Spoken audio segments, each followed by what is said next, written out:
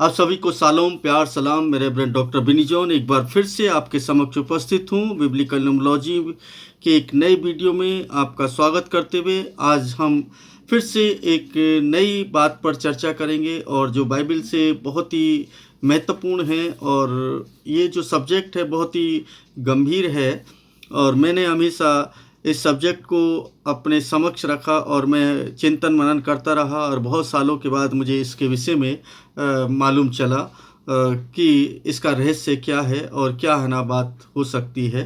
तो आज मैं इस पर चर्चा करूँगा कि परमेश्वर के वचन में जब पूरी बाइबल को हम देखते हैं तो परमेश्वर ने सबसे पहला शब्द कौन सा बोला या सबसे पहला शब्द जब शुरुआत है वो कहाँ से शुरू होती है, उस बात को हम आज देखेंगे। ये बड़ी अद्भुत सी बात है और शुरुआत वो कहाँ पर करता है, किस तरीके से करता है। परमेश्वर यहोवा जब इस सृष्टि का निर्माण करता है तो उस बात को जब मैं सोच रहा था, विचार कर रहा था, तो मुझे बड़ा अचंभा हुआ कि हम बहुत सारी चीज़ों को छोड़ देते हैं। सबसे पहली बात तो ये कि एक शब्द है ना इस्तेमाल हुआ है बाइबल के अंदर, वो है एलोहिम, जिसका मतलब है सर्वशक्तिमान परमेश्वर या ऊर्जा शक्ति। मतलब उसके कई है ना मीनिंग निकलते हैं।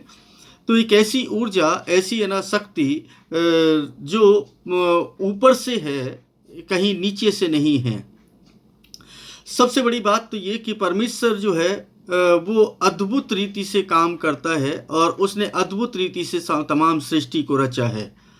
आज मैं चर्चा करूंगा कि उत्पत्ति की पुस्तक में और यूहन्ना रचित सुसमाचार की पुस्तक में एक सिमिलरिटी है। जिस सिमिलरिटी को आप देखेंगे तो मालूम चलेगा कि परमेश्वर कैसे काम करता है और कौन सी बातों को वो बोल रहा है और कौन सी बातें बिल्कुल अद्भुत तरीके से उसने की है।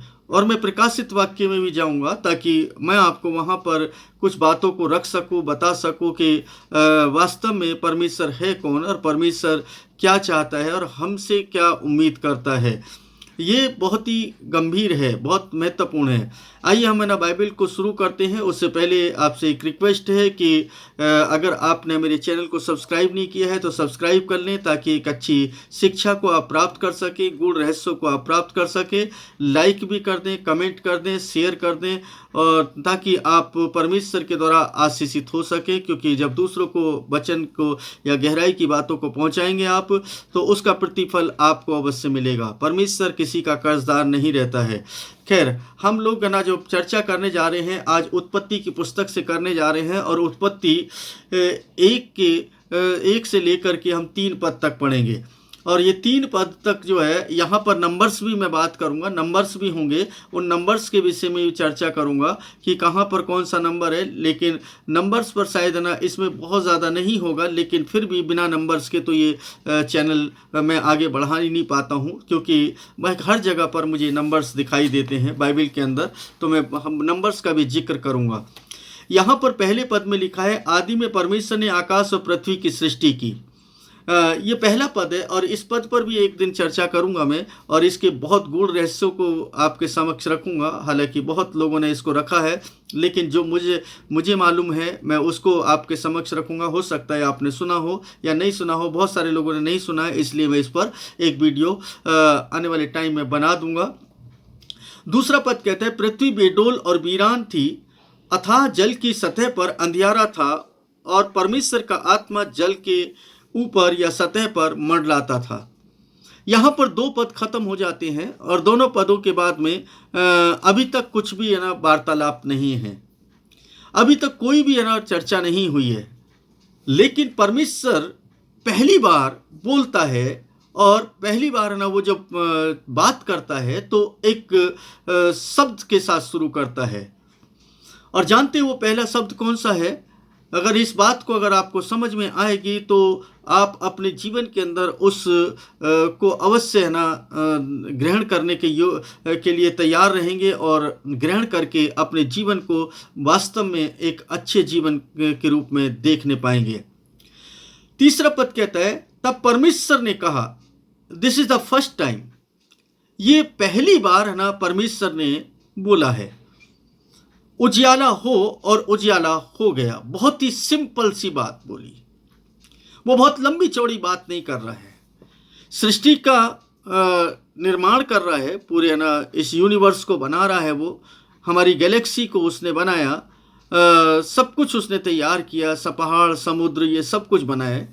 लेकिन सबसे पहली बार जो उसने बनाया या सबसे पहला जो उसका जो शब्द निकला, वो शब्द बहुत ही महत्वपूर्ण है। वो शब्द क्या है? उजियाला हो और उजियाला हो गया। अब ये कह किससे रहा है? बहुत ही सिंपल सी बात है कि इसको समझने की जरूरत है। परमेश्वर ने अभी तक कोई भी ऐसी चीज नहीं बनाई है जिससे उजियाले की बात हो सके। अगर मैं जब उसमें जाता हूं आगे, इसके 14वें पद के अंदर, इस पर भी मैं थोड़े से ना व्याख्यान करूंगा और तब मैं ना आगे लेकर के चलूंगा कि यहाँ पर क्या है, और नंबर्स भी बताऊंगा कि किस तरीके से नंबर इंप्लीमेंट हुआ है। 14वें पद में है, फिर परमेश्वर ने कहा, दिन को रात से अलग करने के लिए आकाश के अंतर में ज्योतियां हों और वे चिन्हों, नियत समयों और तथा दिनों और वर्षों के लिए हों। यहां पर आप देखते हैं कि ये चौथा दिन है जब परमेश्वर ने आकाश के अंदर तारों को और तमाम उन ग्रह और नक्षत्रों को बना करके रखा और बड़ी ज्योतियों को भी बनाया। जैसा कि दूसरे लोगों का मानना है कि लोग जो कहते हैं या ना जिन्होंने एनालाइज किया है कि चंद्रमा और सूरज की बात हो रही है। ये एक अलग सब्जेक्ट है, इस पर है ना हम नहीं चर्चा करेंगे क्योंकि ये बहुत गंभीर सब्जेक्ट है। इस पर चर्चा करने के लिए ना एक आगे है ना समय मिलेगा हमें कभी, तो हम इस पर चर्चा करेंगे और इसके रहस्य के बारे में हम आपको अवगत कराएंगे। लेकिन आज जो हमारा जो टॉपिक है वो ये केवल ये है कि उत्पत्ति की पुस्तक जब शुरू होती है तो आदि से शुरू होती है, आरंभ से। आदि मतलब आरंभ से। शुरुआत में वो क्या करता है, वो सिर्फ इस तरीके से एक बयान है। दोनों आयतों के अंदर एक विवरण है। जैसे भूमिका होती है ना किसी भी चीज की, उस भूमिका को बांधा जा रहा है और इसी भूमिका के अंदर ही सब कुछ होता है। इस तरीके से देखें कि अगर मान लीजिए आप आज के समय में कोई पिक्चर देखते हैं तो उसका पहले ट्रेलर आ जाता है और वो ट्रेलर से पूरी पिक्चर के बारे में पता चल जाता है कि क्या हुआ हो क्या है। फिर उसके अंदर लोगों के अंदर जिज्ञासा पैदा होती है ताकि उसको देख सकें और इस तरीके से वो जाते हैं। लेकिन तीसरे पद के अंदर वो क्रियान्वित रूप में आ जाता है और सबसे पहली चीज जो बनाता है बोलता है वो परमेश्वर के मुख से जो निकलता है, परमेश्वर जो आवाज देता है, परमेश्वर जो वाणी देता है, उजियाला हो तो उजियाला हो गया। जैसे मैंने पिछली वीडियो में कहा कि अब ये कौन सी भाषा में बोला, इससे पहले कि मैं इन जब सब चीजों को बोलूं कि परमेश्वर के पास एक भाषा है जिस भाषा में शायद वो बात कर रहा होगा, या परमेश्वर के पास अपनी एक ईश्वरीय भाषा है जिसमें उसने पुकारा होगा और कहा होगा कि उजियाला हो तो हो गया। जब बाद में जाकर के उसने आदम से बात की होगी। लेकिन यहां पर एक नंबर है ना, आप देखें कि ये तीसरे पद में शुरू है, यानी कि 3 नंबर यहां पर इंप्लीमेंट होता हुआ नजर आता है मुझे। मैं आगे भी बताऊंगा कि ये 3 नंबर कैसे इंप्लीमेंट होता है। और जब ये बात हो रही है उजियाला हो तो कौन से उजियाले की बात हो रही है? सूरज बना है, ना चांद बना है, ना तारे बने हैं, ना कुछ भी है। लेकिन परमेश्वर कहता है कि उजियाला हो और उजियाला हो गया। ये बड़ी विचित्र सी बात लगेगी कि है ना, अभी तक कोई भी इस पृथ्वी के ऊपर ऐसा उजियाले की कोई वस्तु नहीं है जिससे कोई रोशनी हो सके, लेकिन फिर भी उसने उजियाले को बोला और उजियाला हो गया। ये कौन से उजियाले की बात हो रही है? ये कौन सी रोशनी की बात हो रही है? हिब्रू के अंदर अगर मैं जब है ना जाता हूं, हिब्रू के में एक शब्द है ना इस्तेमाल हुआ है, उसके लिए मैं आपको है ना ये चित्र भी लगा दूंगा ताकि आप उसको देख सकें और पढ़ सकें। और ये जो है हिब्रू के अंदर एक जो शब्द है वो है और, जिसको इंग्लिश में अगर ना हम बोले तो उसको कई लोग है ना जब और बोलते तो है ना और में OR लगाएंगे, ले OWR है और। तो ये और जो है ये प्रकाश के लिए आता है, लाइट के लिए। ये प्रकाश लाइट के लिए है और शब्द जो है। अब अगर और को मैं बात करूं तो और का जो न्यूमेरिकल वैल्यू है जब निकालते हैं तो इसकी न्यूमेरिकल वैल्यू जो निकलती है वो 9 निकलती है। यहां पर देखें कि ये प्रकाश की बात कर रहा है। प्रकाश की जो न्यूमेरिकल वैल्यू है, जो रोशनी की जो न्यूमेरिकल वैल्यू है वो 9 है। कौन से पद से शुरू करते हैं? तीसरे पद से, यानी तीसरे पद के अंदर लिखा है। अब देखिए कि यहां पर नंबर्स का किस तरीके से इंप्लीमेंट किया गया है और किस तरीके से वो इंप्लीमेंट हो रहा है। मैंने बताया कि 3 जो है, जब 9 को आना देखते हैं तो 3 को आना नहीं भूल सकते, ये उसी श्रेणी का अंक है, पहली बात। दूसरी बात, अगर मैं देखूं कि यहां पर उजियाले की बात होती है तो उजियाला जो इस संसार बसा भी नहीं है, कुछ भी नहीं है, अभी नथिंग, जीरो है, कुछ भी नहीं है अभी तक। लेकिन परमेश्वर कहता है कि उजियाला हो तो हो गया। अब उजियाला कौन सा उजियाला हुआ? कोई है ना, सूरज नहीं है, चांद नहीं है, तारे नहीं है, कुछ भी नहीं बना है अभी केवल और केवल है ना क्या है? अंधकार ही अंधकार है। एक शब्द और इस्तेमाल होता है, अबेर। अबेर का मतलब होता है हिब्रू में उस पार से, यानी दूसरी तरफ से, दूसरी पार से।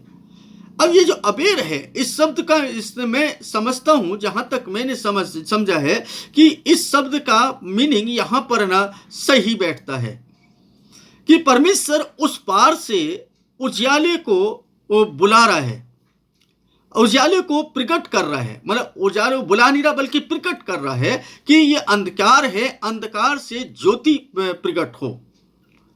जब हम आगे बढ़ेंगे तो मालूम चलेगा कि किस तरीके से परमेश्वर ने बाइबल में जगह जगह पर इसके विषय में बोला है और किस तरीके से क्या बातें उसने कही हैं। तो यहां पर नंबर भी इंप्लीमेंट हो रहा है। पहली बात कि इसका जो हिब्रू अल्फ़ाबेट है जो कि और है, और जो और का जो न्यूमेरिकल वैल्यू है वो 9 निकल करके आएगी डिजिटल रूट में। और अगर हम इसको बिब्लिकली देखते हैं तो ये 3 नंबर पर शुरू होता है। तीसरे पद में वो पहली बार वो बोलता है कि उजियाला हो और उजियाला हो गया। उसके बाद हम देखते हैं कि वो आगे की गणना, आगे की क्रिया में लगता है। अब यहां पर एक चीज और देखें जो सबसे महत्वपूर्ण बात है कि इन 3 पदों को जब आपने पढ़ा तो एक पद है ना मैं आपको और दूंगा कि एक 3 पद और देखेंगे जो यूहन्ना रचित सुसमाचार के अंदर पाए जाते हैं। यूहन्ना रचित सुसमाचार के अंदर वहां पर पहले 3 पद क्या कहते हैं? आदि में वचन था और वचन परमेश्वर के साथ था और वचन परमेश्वर था। बहुत ही गंभीरता से लें इसको, बहुत ही गंभीरता से इसको सोचेंगे, विचारेंगे और तब जाकर के हम इस पर चिंतन मनन करेंगे। यही आदि में परमेश्वर के साथ था। बहुत ही सिंपल सी बात सुन लें आप, साथ था। अब अगर है ना इस बात को देखें तो आगे जाकर के मैं बताने वाला हूं कि ये क्या है कि मेरे साथ बने रहें, स्किप ना करें। अगर स्किप कर दिया तो आपको कुछ समझ में नहीं आएगा और फिर बाद में आप कमेंट करके पूछेंगे ये कैसे हो गया। तो वो कमेंट करने से पहले आप है ना प्लीज़ स्टे करें यहाँ पर और रुके रहें, बने रहें, ताकि है ना आप उसको समझ सकें। सब कुछ उसके द्वारा उत्पन्न हुआ और जो कुछ उत्पन्न हुआ, तीसरा पद कहता है सब कुछ उसके द्वारा उत्पन्न हुआ और जो कुछ उत्पन्न हुआ उसमें से कुछ भी उसके बिना उत्पन्न न हुआ।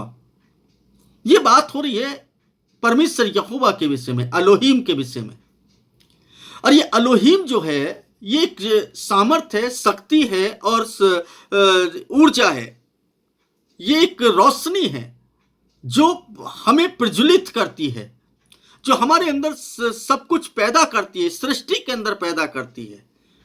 मेरी अगली वीडियो इसी पर होने वाली है कि क्या चीज, वो 3 चीजें कौन सी हैं जिस पर ये पूरी दुनिया टिकी हुई है और पूरी दुनिया ना चल रही है। उसके बगैर ना कुछ हो ही नहीं सकता है। इस चीज को समझे कि परमेश्वर जो है यहां पर कुछ बात कर रहा है और ये पहले 3 पद यहाँ के यूहन्ना रचित सुसमाचार के और उत्पत्ति के 3 पदों को देखें, एक सिमिलरिटी पाती है। जो सिमिलरिटी है वो क्या है कि आदि में वचन था और वचन परमेश्वर के साथ था और वचन परमेश्वर था। अब वहां पर भी कौन है? आदि में परमेश्वर ने क्या किया? आकाश और पृथ्वी की रचना की और वो परमेश्वर जो है वहां पर मौजूद है, वो बना रहा है। यही आदि में परमेश्वर के साथ था, यही आदि में परमेश्वर के साथ था। अब जो बना रहा है वो स्वयं परमेश्वर है और वो खुद वहां पर मौजूद है, यानी कि वही साथ है। वचन की बात कर रहे हैं तो वचन जो है परमेश्वर ही है। परमेश्वर का मतलब वचन, और वचन का मतलब जब है ना ये तो आने वाले वर्षों के लिए है ना एक बात होती है कि जब है ना आदम ने पाप कर दिया तो उसके बाद है ना शुरुआत होती है किस चीज़ की, उसके बाद शुरुआत होती है कि कैसे इस दुनिया का कल्याण किया जाए, कैसे उद्धार को इस दुनिया के अंदर लाया जाए। ये उस समय की बात है, अभी तक कुछ उसका प्रयोजन नहीं है, अभी तक कोई प्लानिंग नहीं है, अभी तक कोई योजना नहीं है। केवल और केवल है ना परमेश्वर इस सृष्टि की रचना करना शुरू कर रहा है और पहला शब्द बोलता है उजियाला हो, तो उजियाला हो गया। यहां पर हम देखते हैं कि तीनों पदों के अंदर वो 3 पद और ये 3 पद बिल्कुल सिमिलर हैं। इन 3 पदों के अंदर, उन 3 पदों के अंदर बहुत सारी समानता है। यही सब कुछ है ना यहां पर देख रहे हो, उसमें उसके बिना कुछ भी उत्पन्न नहीं हुआ। अब यहां पर ये परमेश्वर के द्वारा के विषय में लिखा है। परमेश्वर कौन है? अब यहां पर कई लोग कमेंट करेंगे, कई लोग है ना मुझे पूछेंगे, अरे यीशु मसीह वचन है। अगर जब ऐसा पूछते हैं तो ना शायद वो है ना स्टडी नहीं करते या सुनते नहीं या समझते नहीं, मुझे नहीं पता क्या है, लेकिन वो जितना पूछते हैं समझते हैं उतना है ना उतना ही पूछ पाते हैं बेचारे। उनको कोई गलती नहीं है, मैं उनके गलत नहीं कह रहा, क्योंकि उनके समझ में नहीं आता होगा ये सब बातें, तो शायद है ना वो ऐसा पूछ लेते होंगे। तो यहां पर हम देख रहे हैं कि हम जब लोग पूछेंगे कि नहीं ये तो वचन है, पर वचन तो यीशु मसीह है, तो वचन यीशु मसीह है, तो ये वचन के द्वारा ही तो पैदा हुआ, वचन के द्वारा ही तो पैदा हुआ यीशु मसीह। यीशु मसीह कौन है? यीशु मसीह कहते हैं कि मैं पिता में हूं, पिता मुझ में, और हम दोनों एक हैं। वो बिल्कुल स्पष्ट कर रहे हैं कि हम दोनों एक हैं। अभी मैंने पिछली वीडियो बनाई थी 153 वाली, वहां पर वो कहते हैं, वहां पर उसका 153 का मतलब है मैं परमेश्वर हूं, मैं आई एम गॉड। तो यहां पर क्लियर हो रहा है कि 3 नंबर जो है ये इंप्लीमेंट हुआ है। कैसे इंप्लीमेंट हुआ है कि परमेश्वर 3 नंबर में काम कर शुरू किया। जैसे मैंने बताया कि 3 नंबर परमेश्वर का परफेक्शन का नंबर है, और परमेश्वर इस नंबर के द्वारा परफेक्शन लेकर के आता है, और जो कुछ भी किया है इस सृष्टि के अंदर वो सब 3 नंबर के इर्द गिर्द ही घूमता नजर आता है। चाहे वो कोई सा भी है ना आप क्रिया ले लें, कोई से भी कार्य को ले लें, कुछ भी है ना आप देखते हैं सब 3 नंबर के इर्द गिर्द है ना घूमता हुआ नजर आता है। अगर ये सब कुछ परमेश्वर कर रहा है तो क्यों कर रहा है? एक पद में अगर देखूं जो कि यशायाह नबी की पुस्तक के अंदर पाया जाता है, इस पद को पढ़ लेना मेरे लिए बहुत ज़्यादा जरूरी है, और आप लोग भी इसको सुन लें। यहाँ पर उसके 9वें पद में है ना मैं पढ़ रहा हूँ 9 बाप में उसके पहले और दूसरे पद को, परंतु जो वेदना में थी उसके लिए अंधकार बना न रहेगा, यानी कि जो वेदना है, जो पीड़ा है, जो दर्द है, उस अंधकार बना नहीं रहेगा। पूर्व काल में उसने जबूलून और नप्ताली के देशों का अपमान किया, परंतु उसके बाद के दिनों में वह समुद्र के तीर यर्दन के उस पार गैर यहूदों के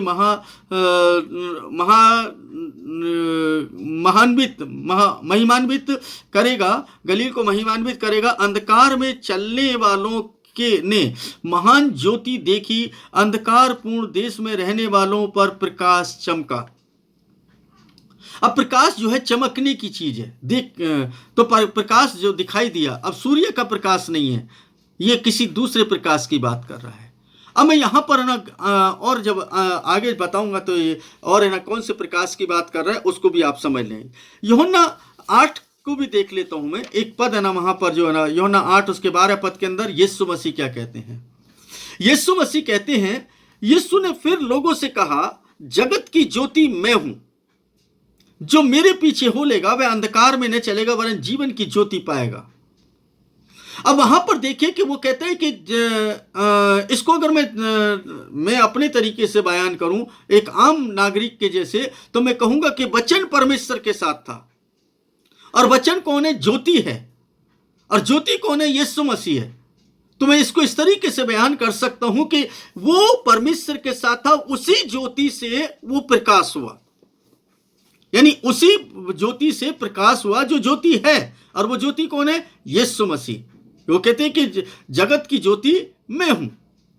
अब जगत में ज्योति है ना पैदा की परमेश्वर ने पहले, तो कौन सी पैदा की? अभी सूर्य नहीं बना, चंद्रमा नहीं बना, तो ये परमेश्वर की ज्योति है। तो ये यीशु मसीह कौन है? परमेश्वर का प्रतिबिंब है, परमेश्वर का प्रतिबिंब है। और मानो जो परमेश्वर है वही यीशु मसीह है, ऐसा हम बोल सकते हैं, हम इसका ऐसे कह सकते हैं। तो यहां पर देखते हैं कि यीशु कहते हैं कि मैं ज्योति हूं, और जो ज्योति है वो परमेश्वर तीसरी आयत में पहली बार ना पुकार करके कहते हैं कि उजियाला हो, मानो जैसे किसी को बुला रहा हो। अब ये वचन जो है, ये जो वाणी है, ये 10 स्टेप हैं जो सृष्टि के रचना के हैं। उन 10 स्टेपों के बारे में मैं एक दिन चर्चा करूंगा। मैं बताऊंगा कि वो 10 स्टेप कौन से हैं। हमारा जीवन भी उन्हीं 10 स्टेप में ना संचालित होता है, उन्हीं 10 स्टेप के अंदर ना खत्म हो जाता है, उससे बाहर कुछ भी नहीं है। तो परमेश्वर ने सब कुछ ना एक सिस्टम के साथ तैयार किया है, एक सिस्टम को बांधा है। उस सिस्टम से बाहर हम जा ही नहीं सकते हैं। एक दायरा बांध दिया है, समुद्र का एक दायरा है। वो समुद्र अपने दायरे से कभी बाहर नहीं जाता है, जब बाहर जाता है तो विनाश होता है। ठीक उसी तरीके से मनुष्य का भी एक दायरा बांधा है, उस दायरे से कभी वो बाहर जा ही नहीं सकता। अगर जब भी जाएगा वो विनाश ही होगा। तो इसलिए आप अपने दायरे को समझ लें, परमेश्वर के दायरे को समझ लें। यहां पर हम देख रहे हैं कि प्रकाश हो तो प्रकाश हो गया, लेकिन परमेश्वर पहली बार बोल रहा है, पूरी बाइबल के अंदर पहला शब्द है उसके, परमेश्वर यहोवा के, कि प्रकाश हो। इस सृष्टि की रचना का पहला शब्द जो है वो ज्योति के लिए आता है। इसका मतलब ज्योति की जो है ना वो है, जो अहमियत है वो बहुत अधिक है। परमेश्वर ज्योति है। जब मूसा को दर्शन देता है तो वहां पर हम देखते हैं कि मूसा को दर्शन देते वक्त क्या होता है कि जो पूरा जो पहाड़ है वो परमेश्वर के तेज से, परमेश्वर की रोशनी से भर जाता है। परमेश्वर वहां पर नहीं है, परमेश्वर की रोशनी वहां पर है। अर्थात वही उजियाला जिस उजियाले की वो बात कर रहा है उत्पत्ति 1:3 में, वो उजियाला स्वयं उजियाला है। वो क्यों है उजियाला, इसको मैं अभी है ना आखिरी पद में पढ़ करके मैं बताऊंगा। प्रकाशित वाक्य 21, क्योंकि यहां पर अगर मैं इसको पढ़ूंगा तो ज्यादा है ना अच्छे से समझ में आएगा। 21 का 23 पद कहता है, वो जो नया यरूशलेम कि वहां पर जिक्र है, पूरा जो नया यरूशलेम कैसे बनेगा, क्या क्या होगा वहां पर, उसका जिक्र वहां पर पाया जाता है। मैंने नगर में कोई मंदिर ने देखा, क्योंकि सर्वशक्तिमान प्रभु परमेश्वर और मेमना ही मंदिर हैं। सर्वशक्तिमान प्रभु परमेश्वर और मेमना ही मंदिर है, ये 22वां पद कहता है। 23वें पद में लिखा है, उस नगर को सूर्य और चांद के प्रकाश की आवश्यकता नहीं है।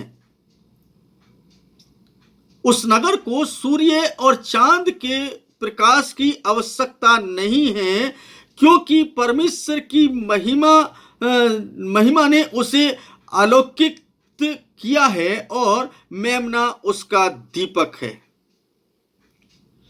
उसका 24वां पद भी मैं पढ़ देता हूं साथ में। सब जातियां उसके प्रकाश में चलेंगी और पृथ्वी के राजा अपने प्रताप को उसमें लेकर के आएंगे। उसके आगे 25वें पद में भी मैं बात करता हूं, उसके फाटक दिन के समय कभी बंद नहीं होंगे, क्योंकि वहां रात्रि ना होगी, हमेशा उजियाला होगा। वहां पर सूरज नहीं है, वहां चंद्रमा नहीं है। उस स्वर्ग में परमेश्वर के सिंहासन के पास में न सूर्य है, न चंद्रमा है, न तारे हैं, न कुछ है। वहां केवल और केवल परमेश्वर का तेज है। परमेश्वर के तेज से, उस रोशनी से जो उत्पत्ति 1:3 के अंदर है ना पहली बार है ना इस पृथ्वी के ऊपर प्रज्वलित होती है, जो प्रकाश वो बुलाता है, उस स्वर्ग से पहली बार वो प्रकाश को बुलाता है। कहते हैं कि उजियाला हो, ऑर्डर है वहां पर, पहला ऑर्डर, पहली वाणी, पहला ऑर्डर परमेश्वर का, और वो भी 3 अंक के अंदर। जब मैं इसको देखता हूं तो मुझे एक चीज नजर आती है कि वो आगे जाकर के कुछ करना चाहता है। इस प्रकाश का जो हिब्रू में जो मतलब है, वो जो डिजिटल रूट निकल करके आता है वो 9 आता है।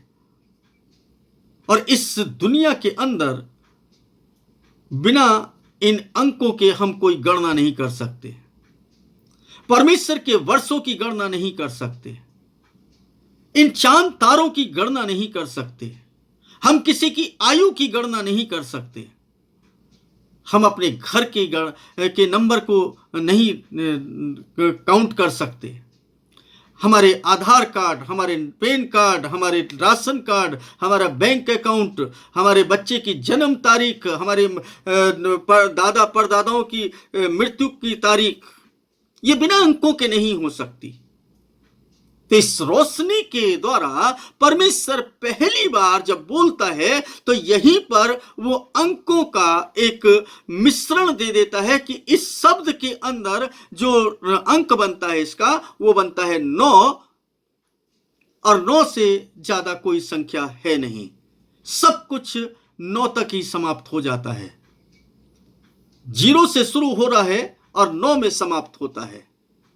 इसका मतलब है कि परमेश्वर यहां पर यह बताने की कोशिश कर रहे हैं कि देखो मैं कौन हूं, मुझे समझने की कोशिश करो। जो उत्पत्ति में बोल रहा है वही प्रकाशित वाक्य में भी बोल रहा है। वो कहता है कि उजियाला हो तो उजियाला हो गया, और प्रकाशित वाक्य में जब यूहन्ना इस दर्शन को देखता है उसके ऊपर प्रकाशन खुलता है, वो भेद की बात को बताता है कि स्वर्ग में क्या होने वाला है, स्वर्ग कैसा होगा, और स्वर्ग की क्या ना जो दृश्य है उस दृश्य को वो देख करके वो बता रहा है, वो लिख रहा है। वो कहता है कि ना देखो वहां पर ना सूर्य है ना चंद्रमा है, और वहां पर कोई भी अंधकार भी नहीं है, क्योंकि परमेश्वर के तेज से वो जगह जगमगा रही है। वहां रात्रि है, रात्रि की कोई जगह नहीं है, वहां दिन ही दिन है। इसका मतलब है कि परमेश्वर रोशनी है, परमेश्वर ज्योति है। अब आप कहेंगे कि आपने तो नाम ही अलग दे दिया परमेश्वर को, रोशनी बोल दिया, ज्योति बोल दिया। तो मैं आपको बता दूं कि यीशु मसीह कहते हैं मैं जीवन की ज्योति हूं, मैं जगत की ज्योति हूं। और ना भूले कि उस यीशु ने आपको और मुझको भी बोला है तुम भी जगत की ज्योति हो, क्योंकि वही रोशनी हमारे अंदर वो श्वास के रूप में, उस दम के रूप में हमारे अंदर डाली गई है। वही श्वास जो हमारे अंदर है वो एक एनर्जी है, ये ऊर्जा का काम करती है। बिना इसके मैं और आप जिंदा नहीं है, इस ऊर्जा के बगैर जिंदा नहीं है। अगर मैं और आप इस ऊर्जा के बगैर जिंदा नहीं है तो आप सोचें कि परमेश्वर जो है वो ऊर्जा के बगैर कोई काम नहीं कर रहा है। इस पृथ्वी में जो कुछ भी आप देखते हैं हर एक चीज के अंदर ऊर्जा है, हर एक चीज के अंदर एनर्जी समाई हुई है। बिना एनर्जी के कोई भी वस्तु है ही नहीं। जब एनर्जी नहीं रहती तो मृत हो जाते हैं। जब इस शरीर से हमारी ये जो एनर्जी है, परमेश्वर एनर्जी है, परमेश्वर तेज है, परमेश्वर प्रकाश है, वो जब इस शरीर से निकल जाता है आत्मा के रूप में, उस श्वास के रूप में, ये मिट्टी बन जाता है, कुछ नहीं बचता। इसलिए परमेश्वर को समझें। 2 बातें बताऊंगा। पहली बात तो ये कि परमेश्वर ने पहला शब्द प्रकाश हो तो हो गया ये बोला। दूसरी बात, परमेश्वर स्वयं प्रकाश है, स्वयं ज्योति है, स्वयं एनर्जी है, इसलिए उसका होना ज्यादा जरूरी है। तभी हमारे जीवन में प्रकाश हो सकता है और हम आंतरिक रूप से जगमगा सकते हैं। परमेश्वर आप सबको बहुत आशीष दे, आपके घर परिवारों में तमाम सुख शांति बने रहे, आपके परिवार में किसी बात की घटी ना हो, इसके लिए प्रार्थना विनती निवेदन करता हूं। और आपके जितने भी कार्य हैं, जितने भी कारोबार आप करते हैं, नौकरी करते हैं, सब में परमेश्वर आपको बड़ी आशीष दे। इन्हीं शब्दों के साथ आपसे रिक्वेस्ट करता हूँ, चैनल को सब्सक्राइब कर लें, लाइक कर दें, कमेंट कर दें और दूसरे लोगों को शेयर कर दें। आप सबको एक बार फिर से प्यार, सलाम, शालोम।